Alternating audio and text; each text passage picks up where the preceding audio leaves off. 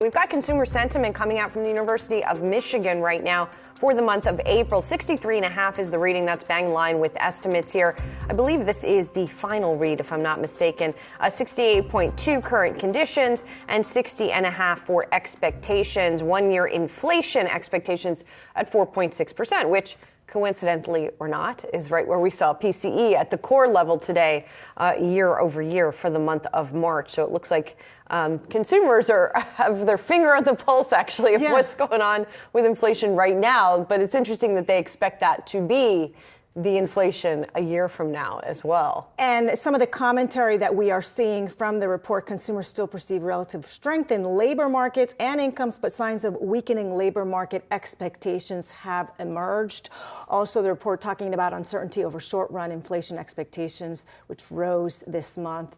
Thus, volatility and expected year-ahead inflation is likely to continue. It's worth noting that, so we're getting this read. We got the PCE read earlier, which is a gauge that the Fed takes a look at when it comes to inflation.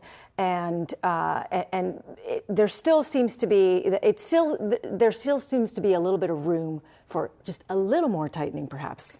Yes, it seems that way. That seems to be what the consensus is for the meeting next week. What's really interesting to me, too, is that it continues to be, and as we keep hearing from all these companies, people are paying the higher prices. They're not seeing a lot of pushback, a little bit of trade down at the margins. Maybe they're not buying as much stuff, but they are still paying the higher prices. But they don't like it, right? Yeah. We're paying the higher prices, but they don't like it. And this is, I think, reflected in this report. Again, the commentary from the director, Joanne Shu, who at the University of Michigan, saying the improvements that we saw here were balanced by worsening assessments of personal finances due to higher expenses, reflecting the ongoing pain stemming from continued high prices. Yes, and the consumer is feeling like, look, when it comes to food, and we saw this from the food companies as well, they've raised the prices, and people are still paying for it. Perhaps not as much volume, but they're still paying those prices. But when it comes to certain goods, you still need what you need. And that's true. We saw that with Kimberly-Clarkson as well, with the essential items that they offer as well in their commentary. Even Amazon talked about that people still need to shop for the products that they need.